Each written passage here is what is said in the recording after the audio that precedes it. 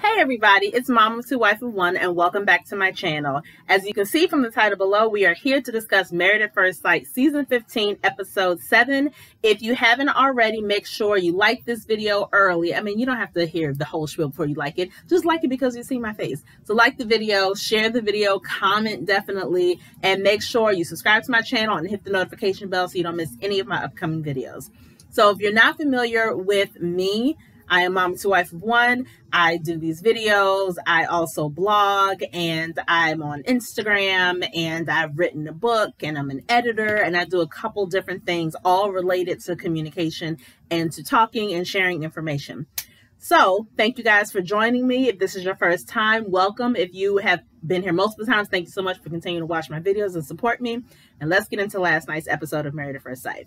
So the episode was called Real Life Reckoning because all the couples have left the honeymoon and they are now back at home where they're sharing an apartment together. There's also the episode where, in addition to sharing the apartment, they go and visit each other's homes to kind of get a glimpse of how their spouse lived before getting married. And Pastor Cal also visits all the couples. And one thing I do want to note, which is very funny, and I feel like one of the couples has said this in the past, that things would be like so high and you're so excited. Oh my gosh, this is great and this is amazing. And then Pastor Kyle comes and kind of wrecks up, your life for the most part.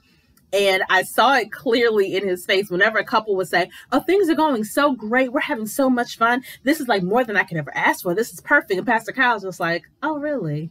Oh, that's nice. And it's like before he drops the bomb.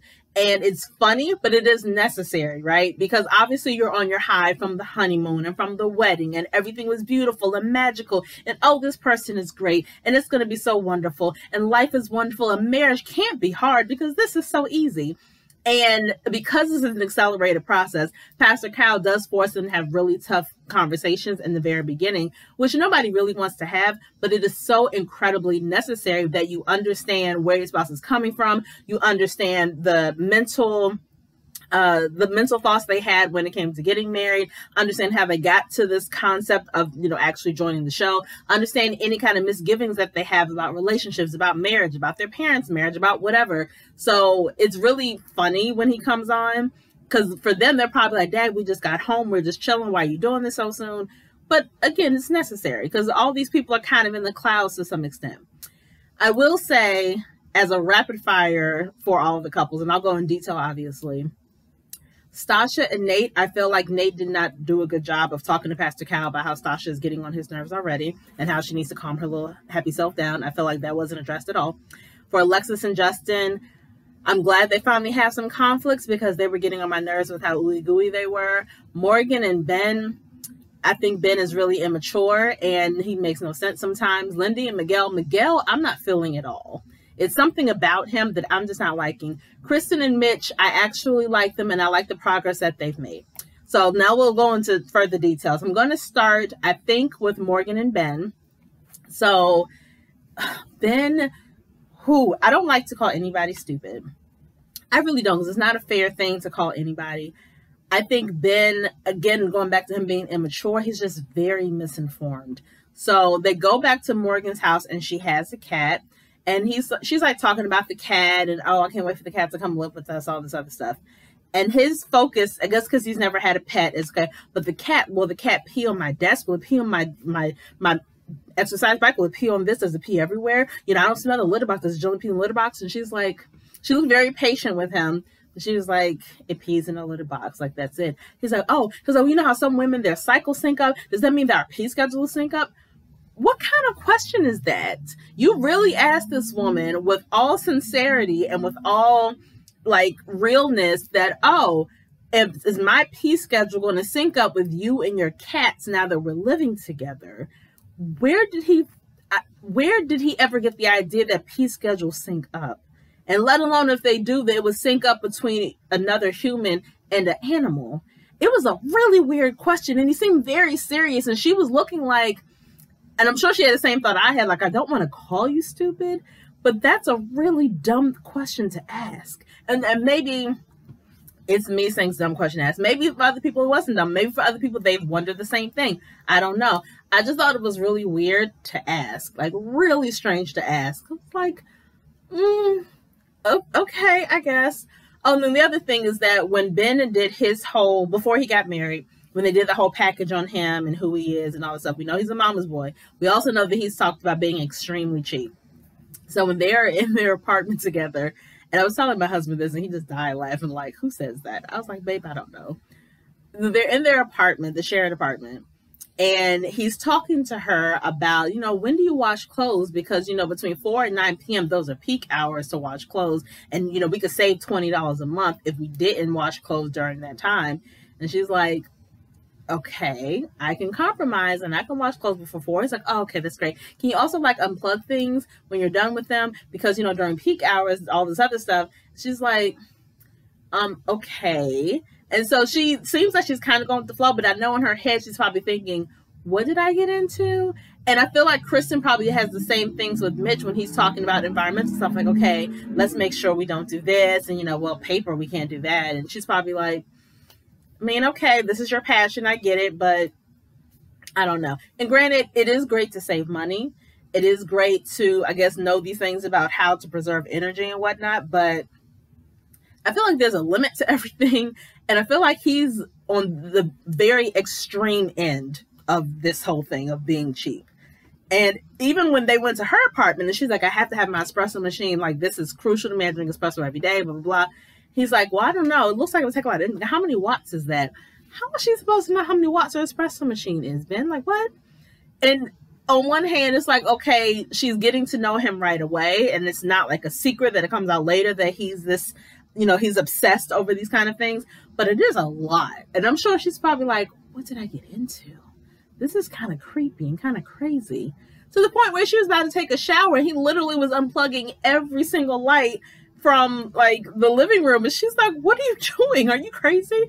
And so I don't know if, obviously the editors, they tend to over exaggerate things sometimes. They tend to produce the product to us in a way to make this person seem really extreme, really OCD, really whatever, when in reality, that scene may not have been all of that.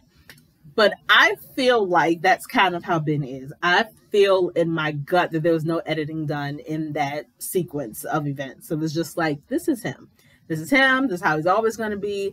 And I feel like when people are extreme, no matter what they're extreme about, when people are extreme, there's a limit to how long you can really tolerate that kind of extremeness. One thing working in their favor is that Morgan works really long hours. And so she's able to not see him for long periods of time throughout the day. And she's able to avoid the extremeness. But of course, when she comes home, she got to kind of see it. But when she comes home, she says she wants to be by herself and she wants to relax and play her video games. So it sounds like they may be okay in that department. But when Pastor Cal came over, they talked about the incident that happened over the honeymoon, about how he went and told Justin her business and Justin told Alexis. And so he came and, confessed to her. And of course she was mad. And she's like, my trust is just gone. It's gone. And once it's gone, I'm out of here. But then I realized, I don't know if trust is the right word, because I feel like if you lose trust in someone, that means you had trust in the beginning. Trust is something that has to be built. And when all this happened, you've been married for all of 3 or 4 days. So you hadn't really had time to trust him, to put all this trust in him. So I don't know if losing trust is the right term. I think it's more that she is hesitant to put her trust in him. Because, again, I think she put her trust in the process. But in him as an individual, she didn't really have time to develop that. And, Pastor Cal asked her, where do you think it stems from? And she's like, it was definitely my dad. And she started getting choked up and crying. Didn't go into detail necessarily, but said something about, I asked my dad to do something in order for us to have this relationship. He didn't do it. Therefore, we don't have a relationship. She was vague on camera, but I'm really hoping she opened up to Ben at least and told him about this whole situation, because she, didn't tell us, which is fine. But I hope that Ben at least knows. I hope that she has, because I'm sure that will go so far in him really understanding her. And I really hope that they got there. But it was also clear that Morgan needs therapy. I mean, obviously, I think everybody needs some kind of help in some way, shape, or form. But if him saying this thing, obviously that hurts your feelings. But for you still kind of shutting down all the way, even though he apologized, he recognized what he did was wrong, and he is a new person. It's not like this is somebody who's been your best friend for 25 years, and how dare they do that knowing who you are. He's still learning who you are. And I feel like her reaction was a little bit extreme, and so it feels like whatever her dad did to her to cause her to look at trust in this new way is causing her to not only not trust people or not only be hesitant to open herself up to people. It means she's a little more harsh when it comes to forgiveness, a little more harsh when it comes to really looking at something from all angles before making a decision, right? I feel like she's just a little, she just has a lot bottled up that she hasn't dealt with yet. And it's causing her to make maybe unfair decisions and have unfair actions when it comes to Ben and when it comes to relationships in general. So hopefully outside of that one conversation with Pastor Cal, she's going to seek therapy or some kind of counseling on her own to really kind of deal with that. So that's pretty much all that happened with them. Nothing exciting, really. There was nothing in his house or her house that was like, oh my gosh, shocker, I can't believe it. Again, I think that Ben is a little on the immature side. And that's pretty much it. Ben's on the mature side, and Morgan is just she's a little damaged. But again, I think a lot of people are. I know I am. So I think they kind of will be okay. But I think Morgan has to open up and speak a little bit more about what's going on with her. And speaking of someone who needs to open up a little more, let's go to Stasha and Nate. So Stasha has said over and over again that she's a lot.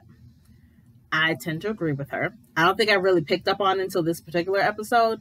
But what bothered me is that when Pastor Cal came over to talk about their relationship, the conversation revolved around how Nate is not vulnerable and he's not opening up to Stasha. That's where the conversation kind of focused on. Nothing else. Nothing about anything Stasha needs to do.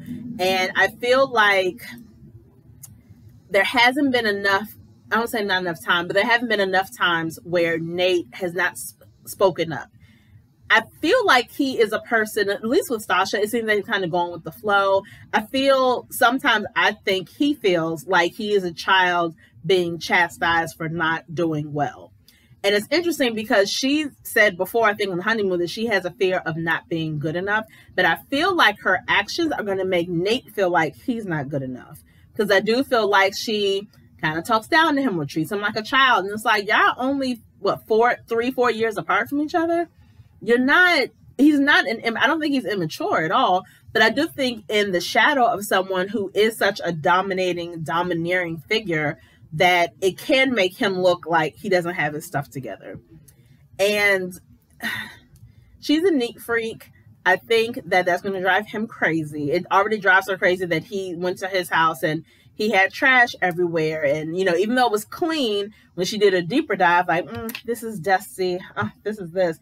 And I wanted to be like, he's been gone for 7 days. So dust does collect after 7 days. We're gone on the honeymoon for 7 days. So of course it's going to be a little dusty. B, he's a man. I don't say all men are like this, but most men living in a bachelor pad. You got to live in your life because you don't got nobody to impress. You may not have much people coming over. This is your spot. You chilling. Now, granted, some of the stuff she saw was trifling. Like, I do hate when anybody takes like the last piece of bread or the last granola bar from a box and they leave the empty box out. Like, what is your problem? I do have an issue with that. That does drive me crazy. However, I'm not going to your house and swiping my fingers on stuff to find the dust and then throwing stuff in the trash like, this is not good. Why do you have this? Okay, empty. This is disgusting. Like, no, because again, it makes it seem like you are his mother coming in and chastising her son for living this trifling life in his bachelor pad. And now as the mama, you're going to come over and clean stuff up and make him feel bad about not being neater. And you saw Nate just kind of leaning against the wall watching her. And it's like, leave this man alone. Leave him alone. He has never been married before. Now he knows that his wife is a neat freak. I feel like he's going to make more of an effort because, it takes some time. It really takes time. And Pastor Cal said that.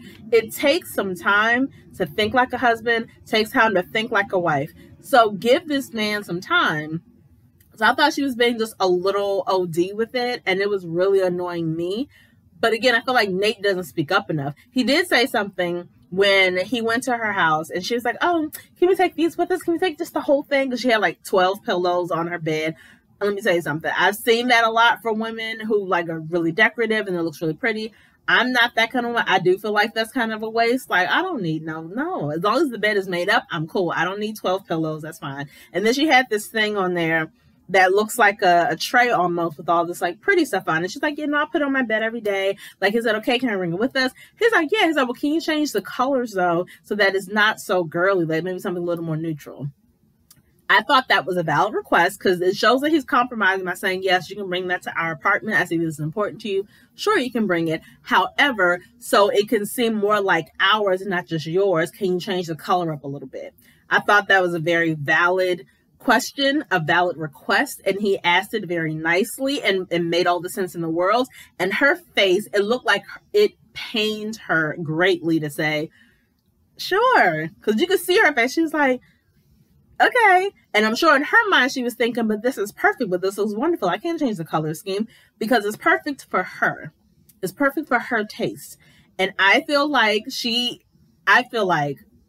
Nate has said yes a lot more than he said no to this woman. But I think that with her personality, he is going to have to stand up and occasionally say no. And I don't know, it's because he's kind of picking and choosing his battles right now. And he doesn't want to rock the boat too soon. But he needs to say no to this person a little more often than he has. But I think that once he does, either one or two things can happen. Either she'll respect it and be like, you know what, you're right, I am doing too much. And you have sacrificed a lot, or you have let me, get what I want. You're right. I appreciate you speaking up. And yes, I'm going to change my ways and do whatever. Or she can retaliate and basically talk down to him and make him feel dumb for ever questioning her. One of these two things will happen. I don't know if she is strong enough to accept somebody telling her no. Yes, she's strong. Yes, she is stubborn. Yes, she is successful. And I get all of that. But when you are married, not saying you can't be all of those things, but being stubborn like that doesn't really work in a marriage. Especially when it comes to, again, maybe because it's just it's just decor. That's why he's not like saying a lot. But she needs to hear no. She really does. And I think in her mind, like we've seen some other brides and some other grooms that have done in past seasons, she's probably like, this is my life. My life is perfect. I make this amount of money. I have this house. I'm getting a house built. It's going to be great. Life is wonderful. But what I need is a family. Let me take a husband from over here, insert him right there. Bam, everything's perfect. As opposed to what should happen. My life is great. It's wonderful over here. My husband is over here living his life. I'm going to take me out of my life and put me here. I'm going to take him out of his life and put him here. Now let's figure out what this new life looks like together. That's what needs to happen. I don't see her thinking that way. I see her thinking in terms of, I'm just going to have him in my life and we're going to be great. This is all I've needed. It's like, I want them to make it. I actually like them together. I feel like he can be the stability that she needs. I feel like they think the same thing when it comes to generational wealth and building this family and building this legacy. The dreams are there. The dreams are cohesive, but it's a way to go about achieving those dreams. I don't think they're going to be on the same page. And I think they are going to have several rocky starts leading up to all of this as well. And another thing, and I had to kind of remind myself of where they are this season. They were talking about kids, and they're talking to Pastor Cal, and Pastor Cal was like, okay, she wants kids in a year. Why does that scare you? And granted, that is a little scary of a concept, especially when you just met this person. It looks like I've been married to this person now for 2 weeks. I've known this person now for 2 weeks. So you want me to confidently say, yes, we're going to have children in a year, knowing 9 months of that year, you're pregnant. So basically, you want me to knock you up in the next 3 months. So that is a little intimidating. And granted, yes, you get married because you're planning on being married forever.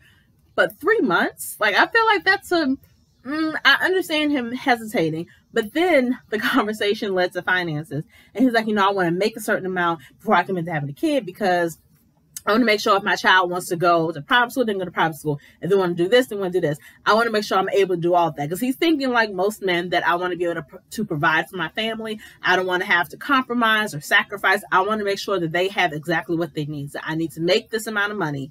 And Pascal's like, okay, well, what's that number? He's like, well, I want to make at least 250. I'm only making 150 now. And I was like, only 150? That's a small amount of money? Not where I live. So I was so confused. Like, wait a minute, what? And she was like, well, you know, but babe, we're going to be okay because I make 450. Excuse me? You make 450,000 a year? How is that possible? But then I had to remember 150 where I live is not comparable to 150 in San Diego. So I was like, oh, okay, 150 may not go as far out there as it does here. But I was so confused for all of maybe 5 minutes, like 450? The fact that I don't understand how that is possible. I don't get it. But, you know, mazel tov to her. That's great. And she was basically telling him, though, that I make all of this money. You make this amount of money. Together, we can do what we want. We can take care of our kids. They can go to private school. We can buy this house. We can do what we want with our money, knowing that we're both working hard, knowing that we both have investments, knowing that we're both good with our money and we're going to make it happen. So, like, don't stress about that. Understand this is a partnership. I'm trying to do this with you. And that all sounds good, but I still understand him being a little hesitant.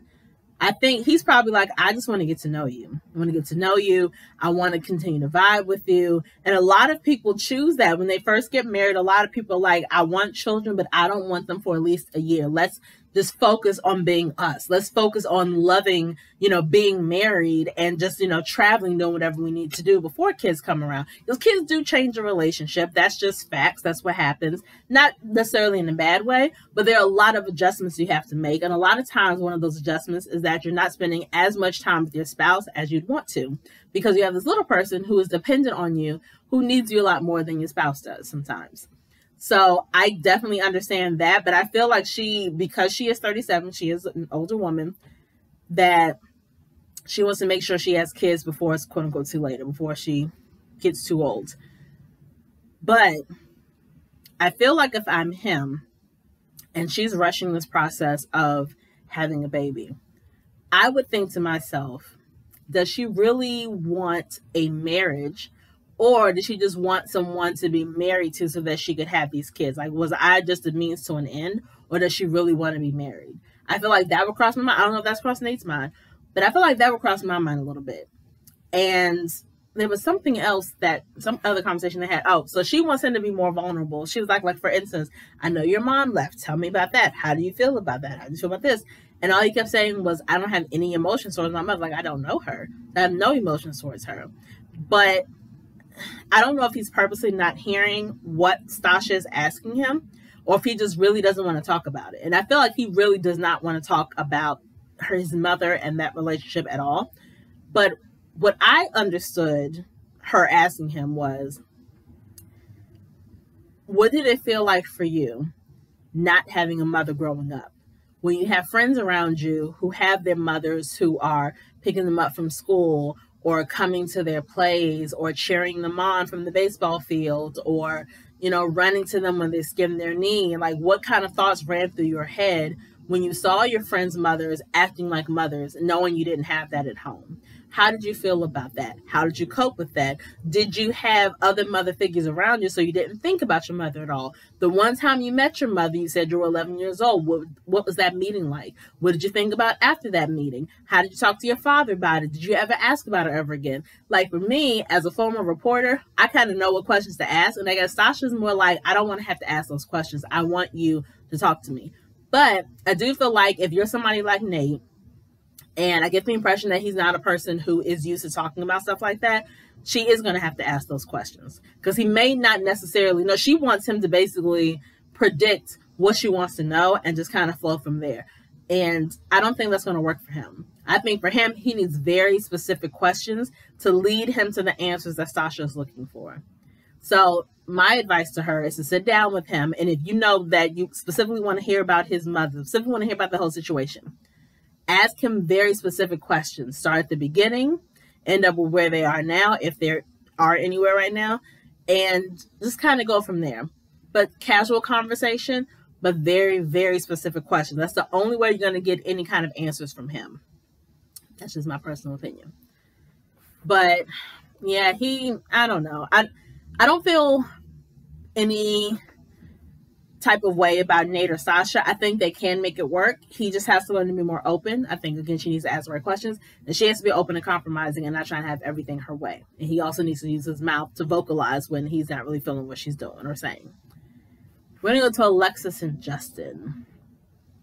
Not a lot happened with them. I mean, they introduced their dogs to each other, and she has a little dog. He has a bigger dog and a cat. So they introduced the dogs, but neither one of them looked up how you're supposed to introduce a dog to another dog. They just kind of brought the dogs around each other. And his dog being bigger and a girl, her dog being smaller and a boy, her dog was kind of chilling, not really sniffing around occasionally, but just kind of walking around this new apartment, where his dog was bigger, was on a leash and kind of growling at the smaller dog. So basically, his dog bit her dog, and the dog's eye was bleeding. She seemed calm about it. She made it very clear how important her dog is to her, but she's very calm about it. She was calling people like, can I bring him now? My dog is bleeding. Are you open now? Okay, that's great. And so she's talking to Justin, and he's like, can I come with you? I feel so bad. I feel terrible about this. I know how much you feel about Newton, and I just feel awful about this. So she leaves to take the dog to get some care, which is like, okay, that's great. The conversation that happened after that is basically, she's told him, your dog is aggressive.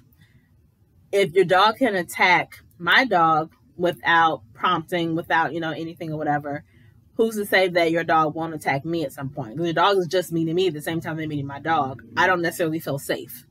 Because in her mind, your dog is aggressive. Your dog could easily attack me in my sleep or attack me when you're not here. Who knows? Which I do think is valid, because you don't know this dog. This dog is getting to know you. And obviously, this is your first real time seeing the dog in action, so this is all you have to go on. So I understand what she was saying, and I liked the compromise. The compromise was, okay, I'm going to take my dog, I believe her name is Maya, to a trainer to train the aggression out of her. She's going to be gone for 2 weeks. So I thought that was a good compromise. It wasn't just like, no, forget your dog. Get your dog out of here. Your dog can't stay here. It was more like, okay, let's figure this out, because I know you love your dog and you know how much I love mine. And so we need to figure out a way to make this work. So I like that he took the dog to training. I know that hurt him a lot to do that, just being away from her for 2 weeks. But he told her, he promised Alexis, after 2 weeks, I'm going to bring Maya back if she is still aggressive. If things have not changed, then I will get rid of my dog. Because he's saying that because I want to make my marriage work. I don't want to lose my marriage over this and all that stuff. So it's like, okay. But then when Pastor Kyle comes by and they have the conversation again, they're, talking about it. And Alexis does feel slighted, because apparently Justin didn't reveal to her that Maya has had aggression before with other dogs. But he's like, no, that's different, because those dogs were aggressive towards her and she was just defending herself. So it's not the same thing. And I feel like I'm tending to side with Alexis on this one. I feel like even if that wasn't quote unquote the same thing, you still should have mentioned something about it. Because like she said, she has a small dog. So if he had said that, she probably would have done research on how to introduce the two dogs together, knowing that one of them potentially could be aggressive. So I do feel like she didn't have all the information. So I'm tending to agree with her in terms of her being upset that he didn't divulge everything. I get that. But even though he told Alexis, I'll get rid of the dog if the dog hasn't changed, or, hasn't changed, basically. When Pastor Cal came over, he was like, yeah, that's not going to be an easy thing to do. She's like, well, what do you mean? Like, you told me that's what you're going to do. He's like, no, I know that. He was like, but it's not like that's the easy thing. Like, I've had Maya since I was a baby, so it's not going to be as easy as, oh, okay, I'm getting rid of her. Now, what I'm hearing in that is not that he's not saying that's never going to happen. He's not saying that's out of the question. He's saying it'll be hard for me to do that, but I am putting my marriage first, so I know what needs to be done, but it's going to be hard for me to make that decision, which I think is fair. And also, he also cried, which I wasn't surprised about. He's crying every episode. But the production team is also trifling. They asked him, hey, he's talking about the dog and like, yeah, I have to give her up, whatever. The producers asked him, so how would you feel you have to give the dog up purposely to make this man cry again on camera? It's like, y'all ain't ish. Really? Y'all know he's a crybaby. Leave this man alone. What kind of dumb question is that? Well, how would you feel if you had to, like, kill your father? What? Of course you're going to be... What are you talking about? They're trifling. But I think Alexis and Justin will be okay. Obviously, I hope his dog, you know, gets the training that she needs and she's a little better. Because that would suck for him. If he had to give up Maya, he would understand, okay, I'm doing it for my family, doing it for my wife, whatever. But that doesn't mean that he wouldn't at some point harbor some resentment towards Alexis. So, again, hoping that the dog gets all the help that it needs. So, okay, we talked about Sasha, talked about Alexis, talked about Morgan and Ben, and Kristen and Mitch. They had sex. We had another couple that had sex. I never thought that they would be the second couple to have sex. Very shocked that, at least as far as we know, that Alexis and Justin haven't had sex. Very shocked about that, actually. Morgan and Ben, I get. Even Sasha and Nate, I assume that they would have had sex by now, but they haven't. So Kristen and Mitch are the second couple to have sex. So yay for them. Things seem to be going a lot better. We see a lot more affection. He calls her babe and they kiss and he has his arm around her and they hold hands. So it's a complete 360 or 180, I guess, from the honeymoon. Like, it definitely have grown in leaps and bounds, and they're doing it their way and at their own pace, which I really, really like. She is very optimistic, and he seems to feel very different about the marriage, which is great. He seems a lot more relaxed and not putting that pressure on himself, which is amazing. Whenever you put pressure on yourself, you are tense and you're making the people around you really tense. So the fact that he's relaxed and just kind of chilling, she's the same way. I really like where they are right now. Just emotionally, I love where they are right now. It's really great to see. And it's also interesting that he said to her, I was like, I'm proud to have you by my side, and I thank you for being so patient with me. And it's interesting because the whole patience part, normally we hear the bride say that to the husbands on this show. That thank you for being patient with me. I know I'm a lot, or I know that it's this. So the fact that he had to say to her, I thought was really interesting. At his house, he has 4 surfboards and his house is cluttered and dirty. And Kristen was like, well, I can't tolerate this. And I feel like he'll kind of go with the flow. She didn't seem like as much of a neat freak as Sasha, but she is like, hey, things need to be in their place. And his house was trifling though. Like, his stove had dried food all around. And again, you haven't been there for 7 days. So who knows how long the dried food has actually been there. And I guess he doesn't really cook that much, but it's like, this is nasty. So I think she'll be good for him when it comes to that. Hopefully it won't be a matter of her picking up after him, but more about her establishing, okay, this is our house. Let's take pride in our house. Let's just take care of it and do what we need to do. I hope that's going to be it. I also like something that he said. She asked him about if he's ever been in love. He said he's never been in love. And she seems like she falls really hard, really fast, but she's trying to take her time this time around. He said something that his definition of love. He said, I see love as being happier with you than without you. And I love that definition. A lot of times we hear people struggling to answer that question of what is love. And I feel like it is different for every person. It's a feeling that is hard to explain sometimes, but I thought that definition was amazing. I thought it was very clear and it was very just easy to understand. And it's like, huh. Okay, because you understand what that means to feel better that this person is in your life, and compared to when you were, not with that person. Not that you were depressed without that person or depressed before marriage, but it's more like, okay, in this stage of my life, I was just existing. Had my friends, had my job, it was cool. Now it's like I'm actually enjoying my life and I have somebody to share it with, and I have this and I have that. And I just thought the definition, again, I thought it was a very simple definition, but it made me happy to hear that. Because I was like, this is perfect. Thank you, Mitch, for saying that. She also got him a gift. She got him this mason jar with little love coupons in it. And one of the love coupons was like, let's take a bath together. And I like how they communicate with each other, because Kristen is very upfront. I don't find her aggressive though in her approach. She's very open and honest, and he prides himself being honest as well. Her coupon basically said, we're going to have a bath. This coupon expires tonight. So we're going to take a bath tonight together. And she's like, and if after the bath, it leads to something more, I'm very open to it. And he's like, oh, okay. And I love that. He's not a person that's ever going to have to guess what Kristen is thinking, because Kristen is not going to hesitate to tell him. But in a very logical, matter-of-fact way, I'm ready to have sex if you're ready to have sex. So it's like, okay, well, good for you guys. And they had sex. They didn't necessarily say if it was good or bad. But when Pastor Cal came over, he asked them, like, guys, have you guys talked beyond 8 weeks? Like, what's going to happen next? And they were both like, no. And I get the impression that because things have progressively gotten better for them and they're in a really great place, I think that they're both afraid to rock the boat. So I think that's why they purposely have avoided talking about anything happening after this quote-unquote experiment is over. Talking about, where we want to be, talk about the kids, talk about this, talk about that. I feel like, and even when he was there, when Pastor Carl was there, it was their first time actually talking about kids, the first time actually talking about finances. They had never talked about any of that stuff before. And so, I don't know. I feel like, I don't think that's a bad thing. I think there has to be a balance.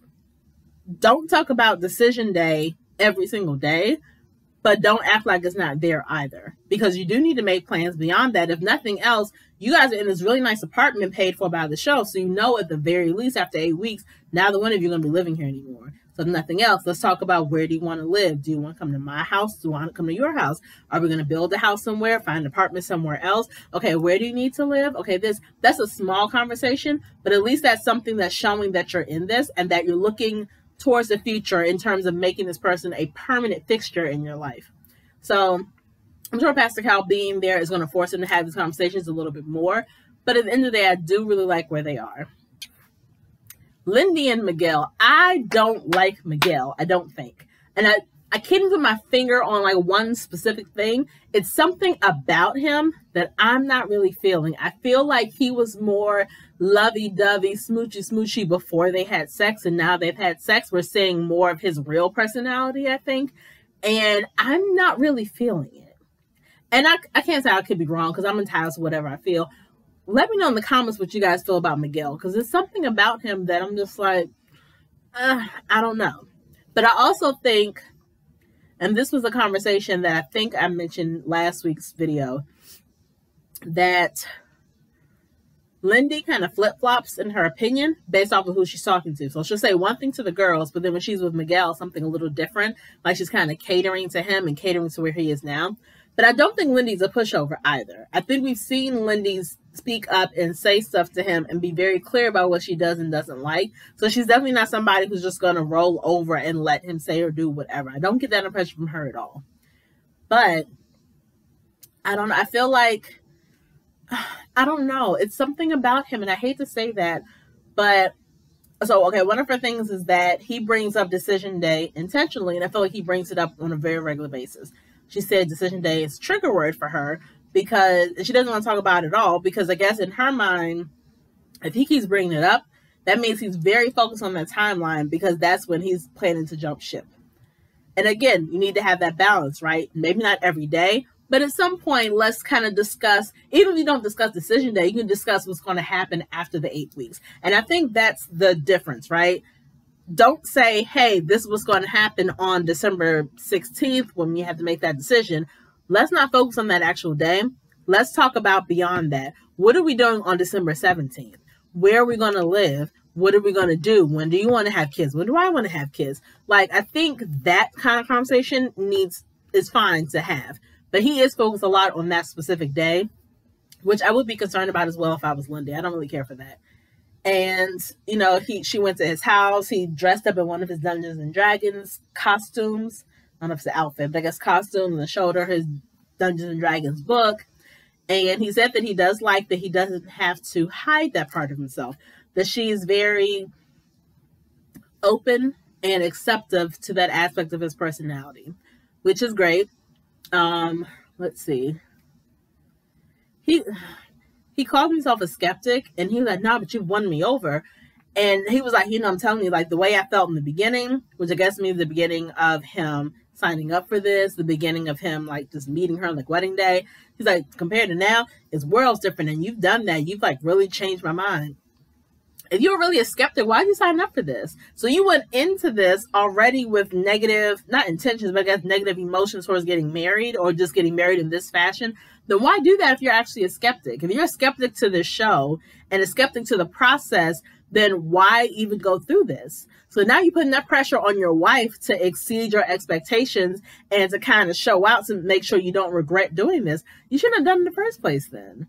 That bothered me a lot. I think he is putting whether he's going to admit it or not, I think he is putting pressure on Lindy to be everything he could have ever imagined and more. So that way, when decision day does come, he can confidently say, you know what? She proved me wrong. Yeah, I want to stay married to her. She did what no other woman I thought would ever do. She made me believe in this process. What? No, that is putting pressure on hers. And like she said before, she's like, so what does that mean? Like, you know, if I did something wrong or if I upset him, then those feelings he did have for me are just going to go away. Like, I don't understand what that means. And in her mind, I think that he has this invisible checkboard in his head. And it's like, oh, she did something right. Boom. Oh, no, she pissed me off or whatever. And he's probably is, I think, mentally keeping score of the things she's saying or doing. And it's something about him. It's a little... I don't think it's sneaky. I think he's calculating, though. I think he's calculating. I think he's going to be borderline manipulative to her as well. And I didn't really care for that. One thing I did like is that instead of calling it Decision Day, they decided to rename it Vow Renewal Day, which I do like. I think that does put a very positive spin on it. So I was appreciative of that. I thought it was cool because, as far as I know, in 15 seasons, no other couple has thought to do that before. So I was like, oh, look at you guys breaking the mold a little bit. So I thought that was cool. He says that he's not focused on the 8 weeks anymore, which was his issue in the honeymoon. He kept saying, like, you know, 8 weeks, 8 weeks, 8 weeks. But when I get to 8 weeks, that's when I'll decide if I want to stay married. That's when I'll decide if all this was worth it. That's when I'm going to do this and this. And he's like, I'm not focused on that anymore. But he did admit to her that in past relationships, whenever the relationship starts going sour, he mentally pulls away from it to the point where once he's ready for it to end and ends it, they're like, oh my gosh, but I didn't know, like, what was happening. He's like, well, they never felt me pulling away. They should have felt me pulling away. He said something about that, and I was really confused about what he was saying. But she said something I didn't get. She said, if you are pulling away, I want you to keep it to yourself. And he was like, I can't promise I would do that. But why would you want him to do that? If you are, not if you are doing or saying something, but if you're in a relationship with somebody and that person is not happy for whatever reason, and they are slowly, emotionally, and mentally pulling away from you, why wouldn't you want to know that as soon as that starts happening? Or even before it happens, if that person just starts feeling like, oh man, I'm about to pull away because I'm not feeling safe, or I'm not feeling heard, or I'm not feeling understood. If that person is having those feelings, you would want them to talk to you about it before they pull away, because by the time they start pulling away, that means that process takes a minute, and gradually, every day, they're going to be telling you less, confiding in you less, trusting you less, to the point where there's nothing there, and now you are standing there with egg in your face like, I don't understand, where did this all come from? So you want him to talk to you about these things. It's a matter of you being strong enough to handle whatever it is he's saying. And I don't know if Lindy is strong enough for that. Maybe that's why she doesn't want to know. But it's like, no, you want him to talk to you about these things. You want him to confide in you. Because the thing is, he may be feeling a certain type of way. And not that he's exaggerating necessarily, but he may be misunderstood in some of the things he's observing. And without talking to you about it, and without you being able to clarify some of these things, he's going to start building a narrative in his head that may or may not be true. And that's not safe for either one of you. So hopefully they'll be all right. But Miguel, I'm not feeling Miguel right now. That was just his episode, because I had issue with him last week too. Not really feeling Miguel. Kristen and Mitch, I like where they are. Nate needs to really speak up when it comes to Stasha. I really want him to do that. I think Alexis and Justin will be okay. Morgan and Ben, Morgan got to let that go. Ben needs to grow up, but Morgan needs to let it go as well. So that's my review and recap of Married at First Sight, episode 7, season 15. So again, comment below. Let me know what you guys thought of last night's episode. Talk to me about Miguel. Like, do you guys have any bad feelings about him too? Are you guys feeling anything that maybe I'm not feeling? Like maybe you think he's a great guy and Lindy's a problem? Let me know. I'm very curious about your opinion. And I want to hear about all of the couples. Who do you think is going to make it? Were you surprised that Kristen and Mitch were the second people to have sex? Because I know I was shocked AF. So let me know. I'll see you guys next week. Hope you guys are wonderful and amazing. And yeah, thanks for watching. Peace.